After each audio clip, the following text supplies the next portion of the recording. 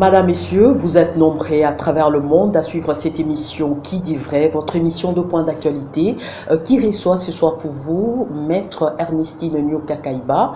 Elle est secrétaire nationale en charge de la communication et médias au sein du Parti du Peuple pour la Reconstruction et la démocratie, PPRD. Elle est également communicante du Front commun pour le Congo, vice-ministre honoraire du budget. Avec elle ce soir, nous allons parler du retombé de la retraite du Front commun pour le Congo à Kisantu. Nous parlerons également de la situation sécuritaire à Béni, à qui profite cette situation. C'est dans ces cadres que je dis déjà bonsoir maître et bienvenue dans cette émission. Bonsoir Madame Fessa. Merci pour votre prestigieuse invitation. Merci. Comme c'est la première fois que je vais passer à votre chaîne, Oui. je vous remercie. En tout cas, merci d'avoir répondu à notre invitation d'entrée de jeu déjà. Comment déjà voir à votre, c'est pour la santé de votre parti, le PPRD, après la retraite de Kisantu? Le PPRD se porte très bien, pas après le retour plutôt de choses de la retraite de Kisantu, mais se porte très bien après le Lubumbashi. Parce que le PPRD a eu sa matinée politique. Le PPRD s'est enfermé aussi pendant une semaine pour évaluer son action depuis le processus électoral jusqu'en ce moment précis, jusqu'au moment où nous avons commencé la coalition, comment nous participons à la coalition, comment on va faire marcher les structures du parti, comment nous réfléchissons pour 2023. Et donc, après le Lubumbashi, le PPRD se porte très bien et il se porte encore mieux après les choses, la retraite des Mbouelaloja. Mais pourquoi pas Kisantu? Parce que Kisantu, il y a eu de fissures qui s'est créées, parce que d'aucuns ont fustigé d'abord cette manière de faire du Front commun pour le Congo. En l'occurrence, l'un parmi vous a dénoncé cela, en disant que non, cette situation a créé des tensions au sein du Front commun pour le Congo. Confirmez-vous cela? La situation de la retraite? Oui. Non, la situation de la retraite, au contraire, elle n'a pas créé de fissures. La situation de la retraite était la bienvenue. La bienvenue parce qu'on va se dire que depuis la dernière rencontre, l'une des dernières rencontres principales, c'est lorsqu'il y a eu des négociations sur le comment faire le gouvernement, le comment partager le poste pour que la coalition soit réellement matérialisée dans les travaux qui doivent pouvoir profiter à la population congolaise. Et donc, il fallait réévaluer. Réévaluer, c'est-à-dire mettre ensemble tous les sociétaires, tous les différents présidents des partis, les secrétaires généraux des partis qui existent en RDC, qui sont membres du FCC. Oui. On devait se retrouver parce qu'il faut dire qu'on a fait un grand travail. On a fait un grand travail, il faut voir, ce travail, il a été fait comment?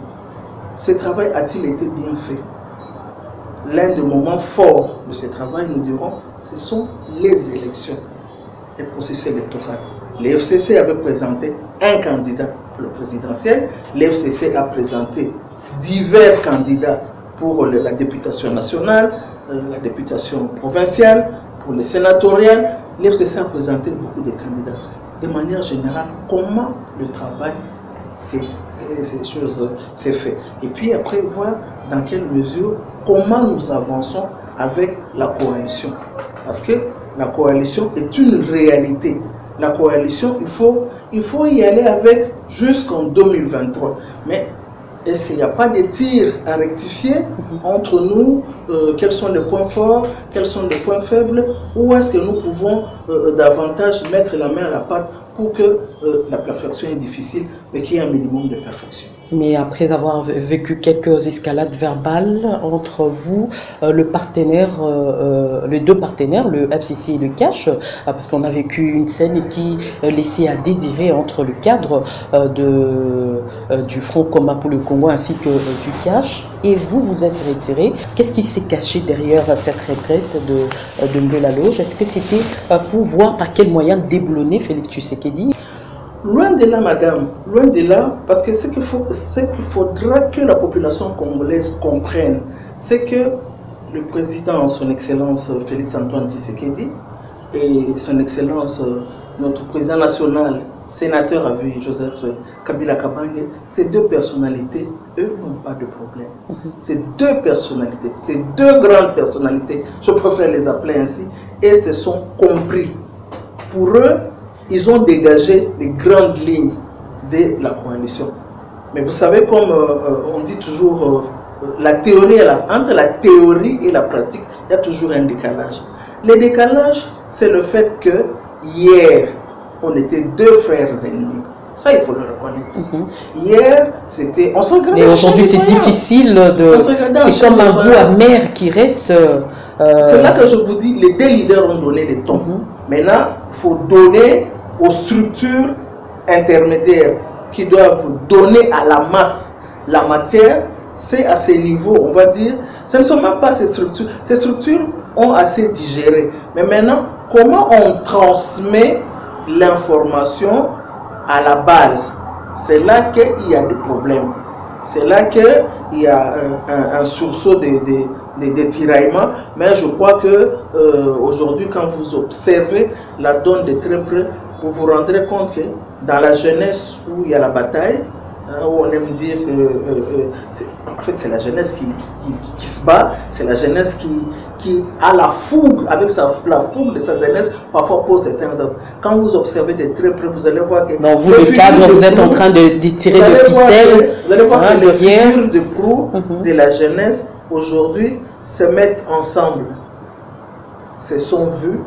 Et je crois que la rencontre a eu lieu avec l'invitation. Là, on parle de qui et qui?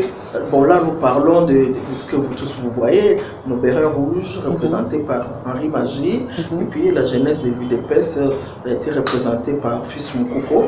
Je crois que vous les avez vus, ça circuler tous les réseaux sociaux. On les a vus ensemble. Un semblant de...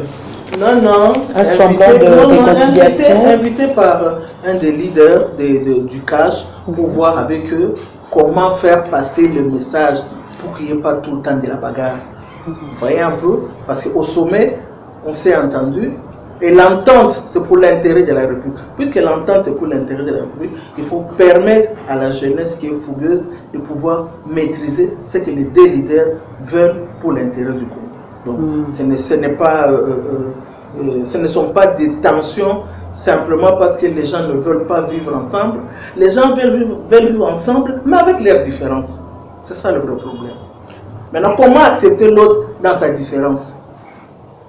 Mais aujourd'hui, maître, qu'est-ce que la population peut retenir de cet atelier de 3 jours que le FCC a fait à Kissantou en termes des objectifs? Qu'est-ce que vous avez poursuivi comme objectif et quelles sont les recommandations fortes que la population peut retenir? La population doit comprendre, je l'ai souligné depuis le début, que la retraite, on va dire, consolide davantage les liens entre nous-mêmes d'abord, cadre du FCC, élaguer les différences.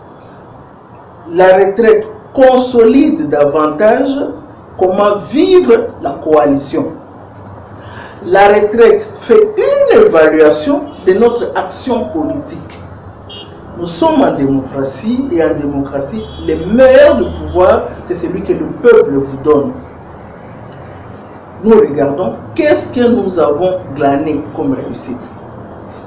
Où est-ce que nous avons échoué? Où n'avons-nous pas été performants? Quels ont été les temps forts? Quelles sont les faiblesses? Où est-ce que nous pouvons remettre la main à la pâte que pour arranger les choses? C'était ça la retraite. La retraite a consisté aussi à réfléchir aussi à l'Est. Nous ne devons pas parler d'à l'Est. Il y a des tensions, à l'Est il y a des tueries. C'est la RDC. Parce que lorsque nous parlons de l'Est, c'est comme si nous élavons cette partie de la République, nous sommes dans un autre monde, et ils sont à l'Est, et ils font la guerre à l'Est. Non, non, non. Réfléchir, ce sont nos frères qu'on est en train de tuer. Quelle est notre pierre que nous allons apporter à cet édifice pour élaguer cette question d'insécurité à l'Est du pays? Réfléchir aussi sur la question. Madame, c'est important. Voilà un peu ce que le FCC a fait comme travail. Les retombées, c'est au bénéfice de la population congolaise. Les retombées, c'est au bénéfice du peuple congolais, au bénéfice de la République. Les bénéfices se traduisent dans les institutions. Nous sommes au niveau des choses du gouvernement, comment nous posons nos actes au niveau du gouvernement. Nous sommes dans les institutions, on va dire à l'Assemblée nationale, le Parlement de manière générale, comment nous abordons la marche. Nous sommes dans les institutions provinciales, comment nous abordons la marche de ces institutions pour que nous puissions aller de l'avant. Ça veut dire qu'en 2023, qui est, on va dire, un développement certain de la RDC, même si nous ne finissons pas tous les dossiers, mais il faut commencer, il faut poser des actes pour que en 2023, que nous puissions dire au peuple congolais, vous nous avez donné le pouvoir, voici ce que nous avons fait pour vous, voici ce qu'on n'a pas pu faire pour vous, voici ce qu'on pourra faire pour vous à l'avenir. C'est ça l'essence de manière globale de la retraite du RCC. Mais comment répondrez-vous à ceux que d'aucuns pensent que la retraite de Kissantou était qu'une simple villégiature? Bon, moi je me dis toujours qu'il faut donner à tout le monde la possibilité de s'exprimer. Seuls les FCC, ceux qui sont allés réellement faire Anguilla Lodge. Ce n'est pas pour rien que nous communiquons sur la question. Donc ce n'était pas non plus une messe noire autour de... Pour ceux qui doutent, ceux qui doutent, ils doivent savoir que nous sommes allés travailler pour l'intérêt du Congo. Comment améliorer notre travail, comment élaguer les faiblesses, comment être encore plus fort. Donc, il n'y a pas de messe noire, on réfléchit sur la République. Vous ne pouvez pas prétendre gérer sans qu'à un moment, vous puissiez vous remettre en question. Madame, il faut savoir se remettre en question pour aller de l'avant. Ne dit-on pas que celui qui veut aller loin, il prépare sa monture. Mais comment préparez-vous votre monture? Pour la préparer, il faut se remettre en question. Voir ce qu'on a fait du bien, ce qu'on n'a pas pu faire et ce qu'on n'a pas bien fait. À ce moment-là, vous étiez les jalons pour la seconde départ. Mais d'aucuns voulaient quand même savoir qu'est-ce que vous reprochez aujourd'hui à votre partenaire, le cash. Jusqu'à preuve du contraire, madame, il n'y a pas de reproches qu'on est en train de faire à notre partenaire. Parce que nous avons mis ensemble un programme qui est en train de s'appliquer au sein du gouvernement. Le programme qui s'applique aujourd'hui au gouvernement est une fusion du programme du candidat Chadari et une fusion de son Excellence, M. le Président de la République. Quand il était candidat, ce qu'il a donné aussi comme programme de campagne, c'est la fusion de deux. Alors, par rapport à cette fusion, nous sommes en train, on va évoluer ensemble et l'on verra s'il y a des remarques à faire. Ça veut dire que c'est au sein du gouvernement qu'on va voir paraître quelques couacs, et il y a l'institution comme l'Assemblée nationale et comme le Sénat qui vont inviter les différentes choses, pour ne pas dire chefs du département, les différents ministres pour procéder à un contrôle parlementaire. Une question orale avec débat, tout autre, organiser des commissions que pour aller exercer un contrôle, voir qu'est-ce qui ne va pas dans l'application du programme. En ce moment-là, on peut dire il y a tel reproche qui est fait au FCC, il y a tel reproche qui est fait au cash, même si c'est dans le cadre d'une coalition, pour améliorer le travail. Eh bien, ça va paraître à travers nos institutions. Est-ce qu'aujourd'hui, Félix Tshisekedi marche pas à pas, comme vous l'indiquez dans votre partenariat? En fait, hein, et c'est ça que j'étais en train de vous dire, il y a un programme commun.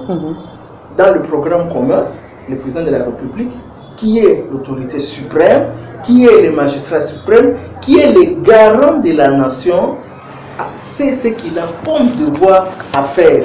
Donc, parce que je me rappelle encore le coordonnateur qui a dit que nous allons amener notre partenaire à aller dans la logique de sa part, à remplir sa part de contrat.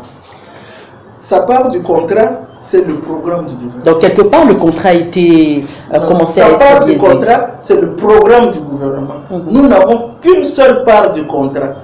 Lui, il est fait dans le cadre de la présidence de la République. Dans le cadre du gouvernement, nous sommes là, nous faisons aussi notre part, bien que le gouvernement, ce n'est pas simplement constitué simplement du FCC, c'est le FCC et les cash, nous faisons notre part, et au niveau des autres institutions, il fait sa part, nous faisons notre part, qui est une part commune. Il n'y a pas deux parts séparées, madame. Mais comment répondriez-vous à ceux-là qui pensent que le chef de l'État n'a pas gagné les élections? Madame, vous savez qu'en Afrique, les élections sont toujours animées d'une Au moment où vous êtes dans le partenariat. Justement, je suis en train de vous répondre. Vous savez que les élections, de manière générale en Afrique, sont toujours animées d'une passion telle que les gens s'entre-déchirent toujours autour de cette passion. Alors, la RDC n'échappe pas à cette passion-là. Mais là où moi j'aimerais marteler, c'est de savoir que nous sommes dans un état de droit. Étant dans un état de droit, nous avons organisé le processus électoral. Nous sommes allés aux élections. La CENI a donné les résultats des élections. Dans un état de droit, après la CENI, la Cour constitutionnelle récupère les résultats que pour confirmer ces résultats. Alors, moi je pense que là, ce sont des attaques d'hommes politiques. On va dire... Qui n'a rien à voir. Qui n'a rien à voir. Hier, nous avions le président Joseph Kabila Kabange, quand il a, par exemple, les élections de 2011. Les élections de 2011, Kabila avait gagné les élections, mais il faut voir ce qui a suivi les élections. Tous les jours qui passaient, les acteurs politiques de l'opposition disaient qu'ils n'avaient pas gagné les élections. Même que la Cinco s'était mêlée de la danse et tout le monde parlait de la vérité des urnes. Et aujourd'hui, quand vous regardez la configuration actuelle, vous vous rendez compte qu'une partie de l'opposition, dont les Lamouka, avec Martin Fayoulou, parle tout le temps de la vérité des urnes. Il y a Martin Fayoulou, il y a Adolphe Mouzito, Nomatoumou, lui, il est déjà carrément parti, il est resté un peu absent sur la question.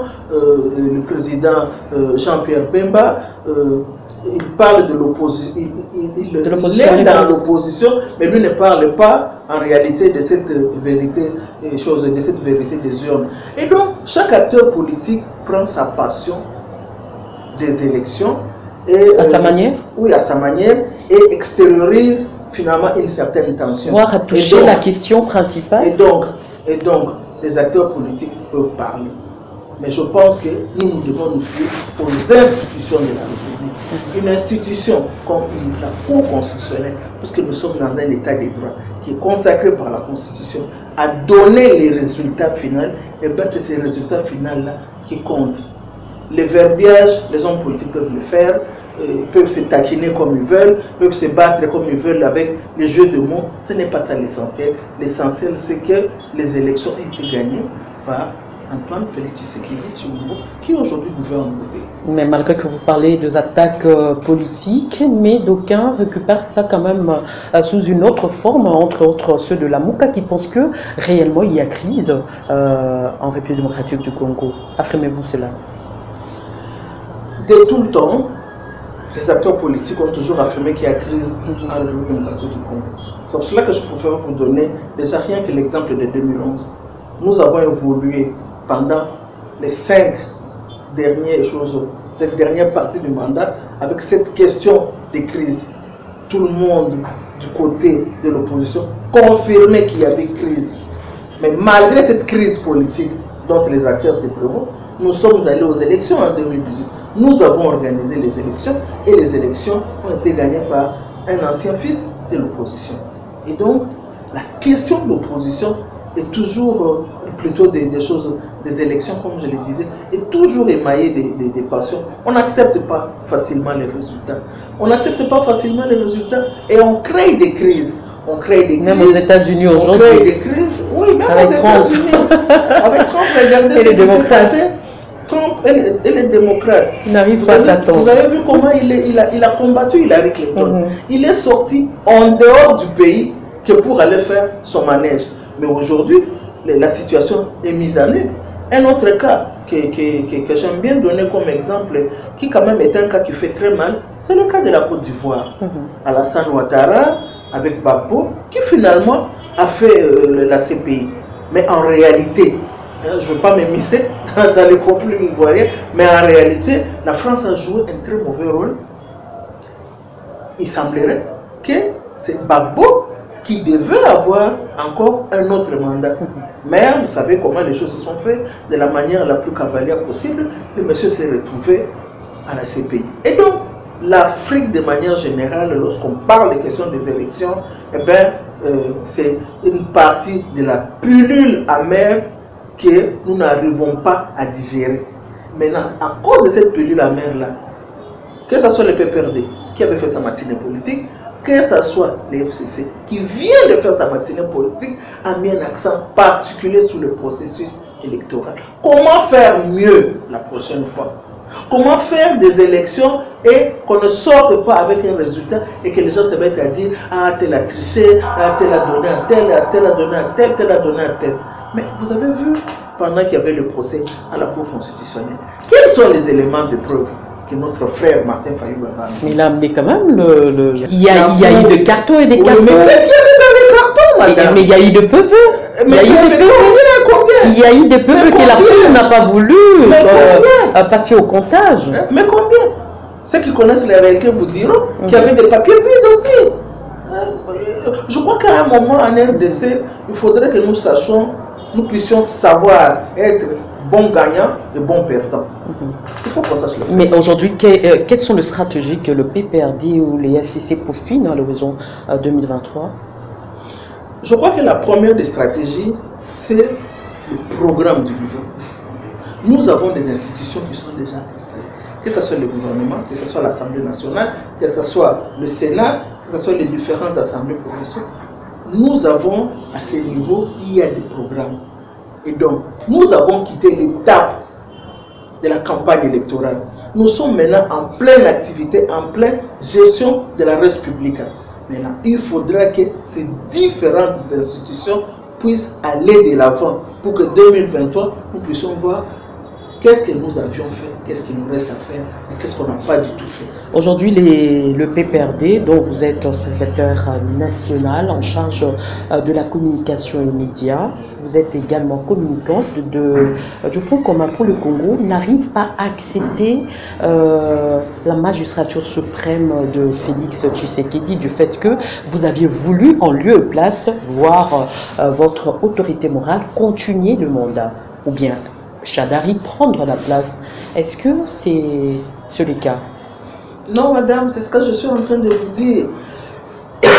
Bon, excusez-moi, il faudra qu'un parce que vous mettez un peu de coq à jambe à Félix Tshisekedi pour qu'il ne puisse pas bien faire son mandat et que vous puissiez le rappeler que vous n'avez pas bien rempli votre mission. Il faudra qu'en RDC, on apprenne à être bon gagnant et bon perdant. La démocratie, elle a des règles. Parmi les règles, ce qui fait qu'aujourd'hui, parfois qu'il y ait des tensions, c'est l'intolérance simplement. Madame, lorsque vous avez la liberté de dire I, donnez à l'autre la liberté de dire O. Lorsque vous avez la liberté excusez-moi, de mettre des affiches, d'envoyer certains messages écrits, parce que la Constitution simplement le garantit à tout le monde, en son article 23, et bien cette liberté-là d'opinion, d'expression, des écrits, sous toutes ces formes possibles, donner aussi à l'autre l'opportunité de le faire. Mais est-ce qu'à l'époque de Joseph Kabila, est-ce qu'on pouvait enlever, ne serait-ce qu'une affiche du chef de l'État? Lorsqu'on devient intolérant, c'est là que les choses ne marchent pas. C'est lorsqu'on devient intolérant. Alors que la démocratie elle-même, c'est un exercice de liberté, des libertés individuelles, des libertés collectives, à condition que vous puissiez respecter les bonnes mœurs, que vous puissiez respecter la loi, que vous puissiez respecter l'ordre public. Et on va aller de l'avant. Il n'y a que ça, madame. Mais comment pas si on bannit l'intolérance, l'intolérance de toutes parts, de tous bords ne doit pas être acceptée. Même si l'intolérance est au FCC. Même s'il est au PPRD, même s'il est au cash, même si l'intolérance est à l'UDPS, de tous bords, de toutes parts où provient l'intolérance, elle ne doit pas être acceptée. Si on n'accepte pas l'intolérance, vous allez voir que nous allons aller de l'avant. On parlerait moins de tensions au niveau de la base. C'est une question d'intolérance. Par rapport à cette intolérance, donc aujourd'hui, on peut faire appel au plan de sortie des crises qu'a proposé l'un des leaders de la MOUCA. Bon, il faut dire que moi je n'ai rien contre le plan de crise, puisque lui-même l'appelle un plan de crise, mais je pense que c'est un problème d'un plan de sortie des crises. Hein? Donc, pour lui, il considère que non, il y a une crise et puis il doit y avoir... C'est la démocratie. Il faut laisser l'être s'exprimer.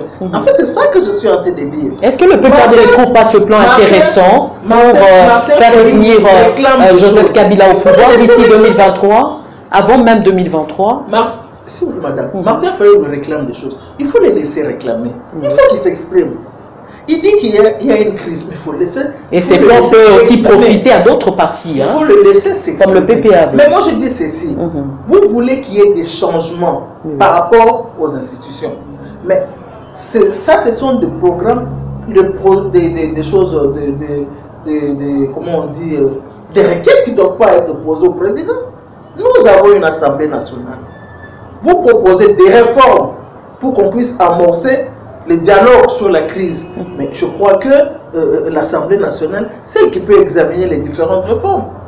Poser les problèmes aux institutions qui méritent, compétentes, qui peuvent élaguer la question. En ce moment-là, eh bien, évidemment, les choses peuvent avancer. Personnellement, je ne suis pas contre le dialogue, dans la mesure où, lorsque le président Kabila Kabange gérait, il avait souvent la main tendue. Quand il y a des problèmes, il trouvait toujours un moyen pour rapidement pour que les acteurs qui se plaignent, qu'on se retrouve autour d'une table pour parler un peu. Les dialogues. Et puis passer au partage du gâteau. Les dialogues n'est pas une mauvaise chose. Les dialogues est une bonne chose. Ça permet de décrisper la situation entre les acteurs politiques. Donc aujourd'hui, on peut aller au dialogue. On peut aller au dialogue et puis par rapport au dialogue, on trouve que non, cette situation-là que vous dites, ça ne peut pas construire une crise. A plus B ne donne pas ça. Ok, ça on peut mettre de côté, ça on peut mettre de côté. Et puis on avance.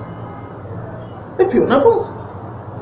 Changeons un peu de chapitre pour parler un peu, cette fois-ci, de ces tensions que nous sommes en train de vivre dans les différentes assemblées provinciales de notre pays, en l'occurrence l'Ituri, l'Omami, le Congo central. Pas plus tard que hier, nous avons vécu une scène désastreuse au sein de cette assemblée provinciale où le député exige la destitution sans condition de Atou Atouada. Votre réaction? Madame, la question de nos différentes assemblées provinciales ne date pas d'aujourd'hui. Sous les deux mandats de Joseph Kabila Kabange, les assemblées provinciales sont constamment en ébullition. Nous avions pensé peut-être que avec la nouvelle mandature, les choses vont évoluer autrement. Mais on constate qu'au niveau des assemblées provinciales, les choses sont toujours en ébullition. Lorsque vous regardez par exemple le cas de l'Ituri, les députés provinciaux de l'Ituri vous disent que non, le gouverneur, il détourne les deniers publics de l'État, c'est un commerçant, et il est en train de tout faire, pas pour la province, mais c'est pour ses propres affaires. Voici ce qu'on lui reproche. Lorsque vous allez du côté des choses de Olomami, je crois que la difficulté, c'est qu'il semblerait que le gouverneur n'avait pas le programme qu'il avait donné au niveau des choses de l'Assemblée provinciale. C'est pas celui-là qu'il applique. Et quand vous regardez le cas du Sankourou, au Sankourou, il y a aussi problème. Au Sankourou, on vous dit, le gouverneur n'a jamais été investi jusqu'à la date d'aujourd'hui.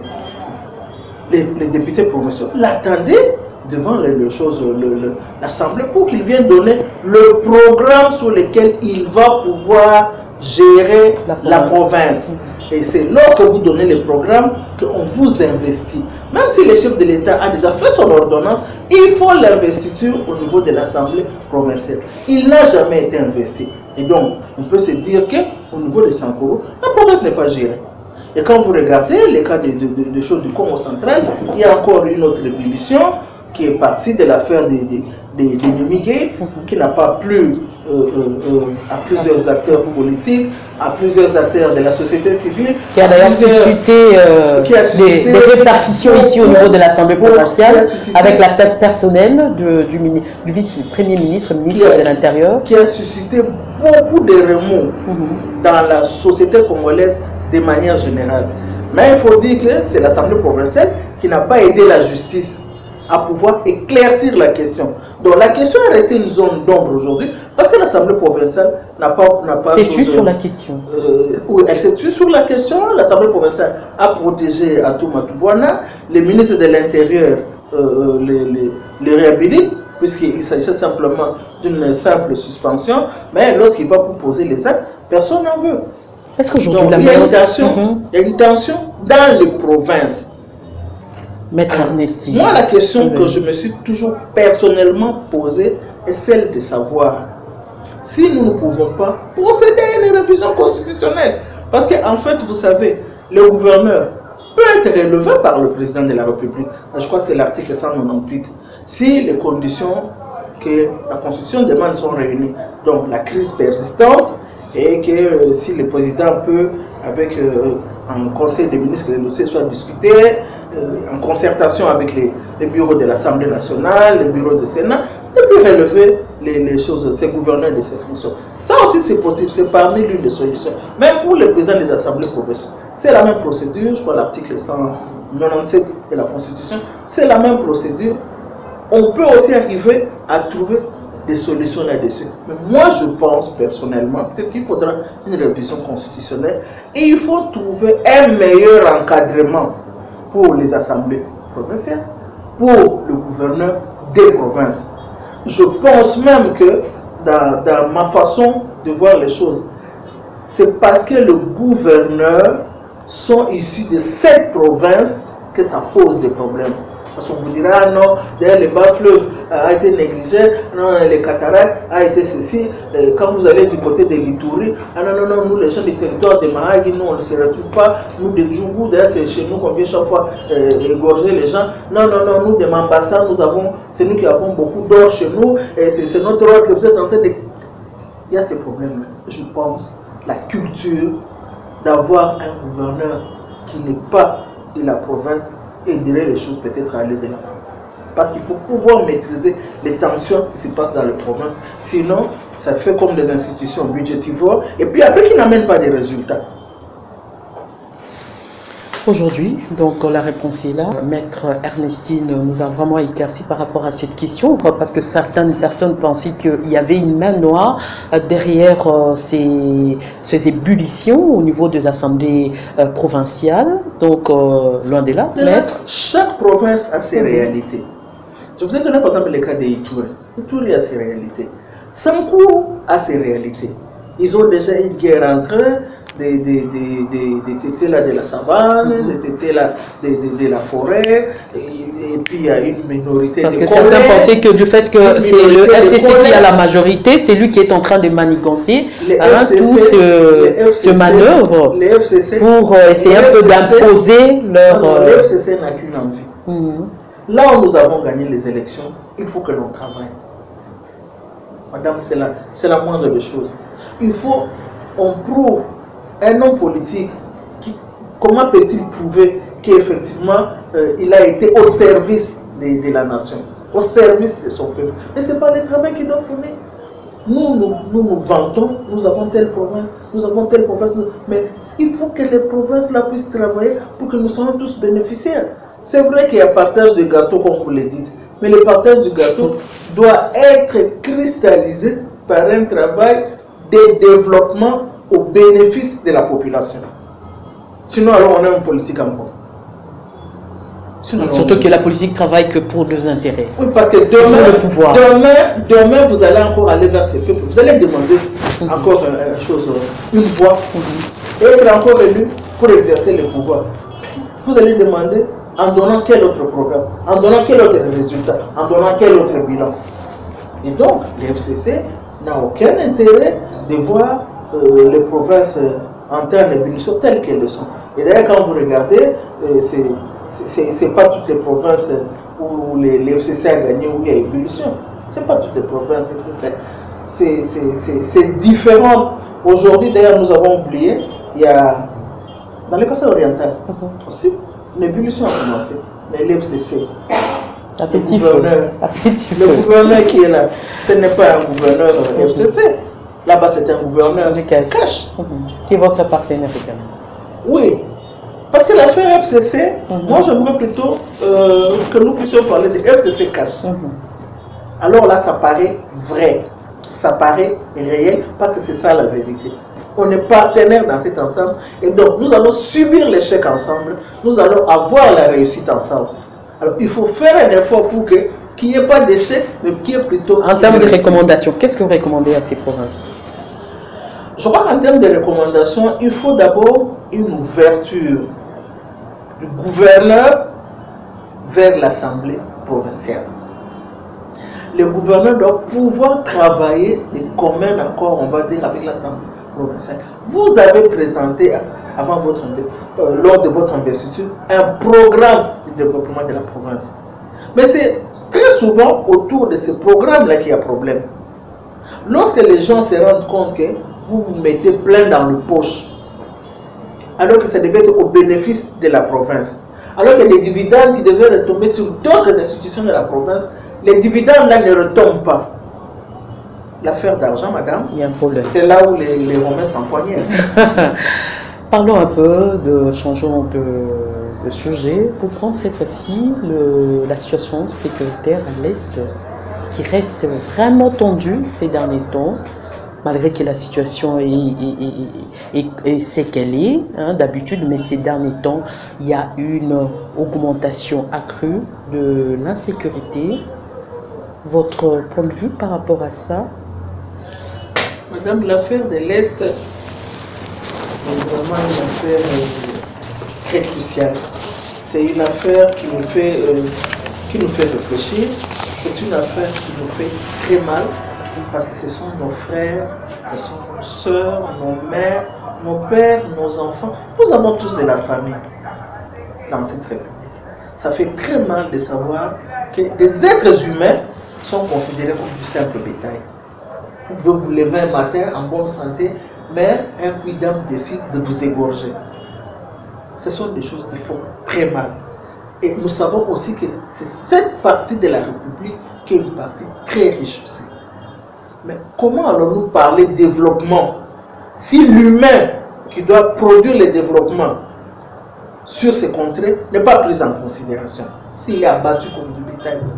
Mais cette richesse dont nous nous targuons, un scandale géologique, qu'est-ce que nous allons en faire si celui qui est au centre de l'action n'est pas pris en considération?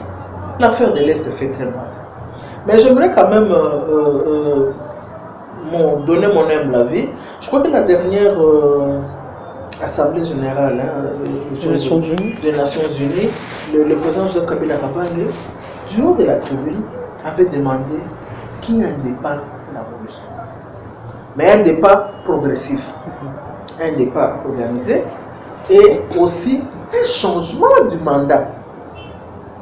Parce que vous savez, nous sommes passés d'un mandat d'observation, un mandat d'interposition, mais nous ne sentons pas la différence du changement de ces différents mandats. Aujourd'hui, nous avons la MONUSCO éparpillée un peu partout dans le pays, mais est-ce que c'est nécessaire qu'ils soient un peu partout? Où doivent-ils être? Les peu qui vont rester en attendant que le mandat se termine, en attendant qu'on transforme le mandat, où doivent-ils être? Et quelles sont les actions ou les actes qu'ils doivent poser? Nous savons, nous tous, que le FARDC ou des chapeaux à notre armée se bat beaucoup.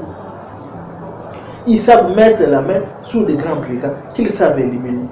Nous savons aussi que beaucoup de nos frères d'armes sont morts sur les champs de bataille, simplement pour libérer cette partie du pays de cette espèce de terrorisme. Mais il faut que, pour nous, la MONUSCO, si elle veut être utile, elle doit être utile aux côtés des FARDC. Et donc, c'est un mandat à pouvoir changer. Ça, c'était notre point de vue lorsque le président Kabila Kabange était au pouvoir. C'est ce qui nous a aussi blessés pendant le mandat de Joseph, c'était aussi le fait de voir que nous réfléchissions sur le départ progressif de la MONUSCO. Il fallait échelonner les choses. Mais nos frères de l'opposition nous ont combattu sur la question. Parce que pour eux, cette MONUSCO, elle était là, c'est vrai, pour regarder la population, mais un peu plus quand il y avait des tensions, c'est à la MONUSCO c'est un peu tous aller se réfugier, et c'est la MONUSCO qui finalement est devenue comme un homme politique, hein, on va dire. La MONUSCO s'intéressait maintenant aux affaires nationales du pays et s'est impliquée dans tout. Alors que ce n'était pas son rôle, ce n'était pas le rôle de la MONUSCO. Curieusement, cette MONUSCO, qui hier était en train de les secourir, aujourd'hui, cette MONUSCO, j'ai l'impression qu'elle devient la plus laxiste possible. Parce que quand vous observez de très près, les cas ne font que s'aggraver. La situation ne fait que s'aggraver. Ce qu'elle était hier par rapport à ce qu'elle est aujourd'hui, il y a un changement en plus. Alors, nous devons comprendre. Au risque, aujourd'hui, de faire plutôt confiance à la population congolaise, celle de Béni, qui est en train de se plaindre sur l'attitude de la MONUSCO, qui a découvert beaucoup de choses sur ce que la MONUSCO fait et qui demande carrément le départ de la MONUSCO. Mais comment répondriez-vous à ce que la population dise que nos autorités sont incapables de résoudre la crise de l'Est, du fait qu'eux-mêmes sont derrière cette crise? Non, je crois que lorsqu'on dit que nos autorités sont incapables, c'est un peu trop fort. C'est un peu trop fort. Souvenez-vous, la dernière descente du chef de l'État, son Excellence Antoine Félix Tshisekedi, à Béni, il a dit qu'il pouvait même laisser sa vie pour que cette partie de la République se retrouve en paix. Et donc, on ne peut pas dire qu'il y a du laxisme. Et lorsque vous observez la situation militaire... Est-ce que ce ne sont pas des paroles politiciennes? La situation militaire... Non, madame, je vais corroborer ça avec la situation militaire. Hier, il y avait... c'est vrai, on avait déplacé quand même l'état-major avec un certain nombre d'éléments. 11 000 éléments avaient été ajoutés. Mais aujourd'hui, on a doublé les choses, l'effectif encore de cette armée. Pour que là où le vide davantage se crée, ou là où il y a carence, où la MONUSCO est en train simplement d'observer, que davantage il y ait nos forces armées à nous pour pouvoir maîtriser la question. Et donc, on ne peut pas dire que les autorités sont laxistes, les autorités, ce ne sont que des paroles politiques. Non, les paroles politiques sont accompagnées des actes politiques. Bien évidemment, les questions militaires, c'est des questions dont on ne peut pas donner les stratégies, dévoiler, non, sinon vous donnez l'opportunité à l'adversaire des choses, à l'ennemi de vous contourner.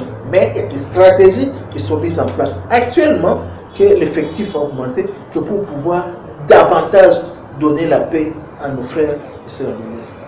Maître Ernestine, nous tendons tout doucement vers la fin de cette émission. Quel serait le mot-clé que vous pouvez lancer à la population qui vous suit au travers de cette émission par rapport à tout ce que nous venons de dire tout au long de cette émission? Moi, ce que j'aimerais dire à la population, c'est qu'aujourd'hui, les FCC et les CACH sont en coalition. Cette coalition-là, ce n'est pas une coalition fantaisiste. Il faut suivre nos deux leaders. Les deux grands leaders, j'ai cité son Excellence Félix Antoine Tshisekedi, notre président de la République, et suivre son Excellence le sénateur à vie, Joseph Kabila Kabange, qui ont tracé déjà les grandes lignes de la coalition. Comme on le dit chez nous en Afrique, ce n'est pas une seule main ou un seul doigt qui peut laver la figure. Il faut une union de forces. Et donc, à nos bases, des plus petits aux plus grands, mettons la main à la pâte pour permettre à ce que cette coalition aille de l'avant. Elle va aller de l'avant parce que c'est l'intérêt de la population congolaise, c'est l'intérêt de la République. Il faut que nous puissions nous développer. Nous ne devons pas nous mettre à envier les gens d'outre-mer. Pour les envier, il faut d'abord travailler chez soi pour que demain, nous puissions parler aussi le même langage avec eux. En tout cas, merci Maître Ernestine d'avoir répondu à notre invitation. Là, je rappelle à nos téléspectateurs que nous avons reçu sur ce plateau Maître Ernestine Nyoka Kaiba. Elle est le secrétaire national en charge de la communication et médias au sein du Parti du Peuple pour la reconstruction et la démocratie. Merci. Elle est également communicante de du Front commun pour le Congo. Avec elle, on a parlé de ce qu'a été la retraite du Front commun pour le Congo à Kissantou. Nous avons parlé également au cours de cette émission de la situation sécuritaire à l'est du pays où mon invité a essayé un peu de donner le point fort ainsi que le point faible de notre gouvernement pour résoudre cette question de la sécurité qui touche au plus haut point les différentes personnes vivant dans ces coins du pays. Donc là, je dis merci à tout le monde qui nous ont suivis partout dans le monde. Je dis merci à Jérès Mabeka, merci à Brandon Milalou, Hervé Kachama, Bijou Njonji Bateko, Tonton Ibongo, Blaise Ndunda. Donc je dis merci à tout le monde. Je vous retrouve prochainement avec le même plaisir. Cette émission, vous allez les suivre également à la radio RTVS 1. Merci à vous tous et restez branchés en compagnie de la télé démocratique. Au revoir.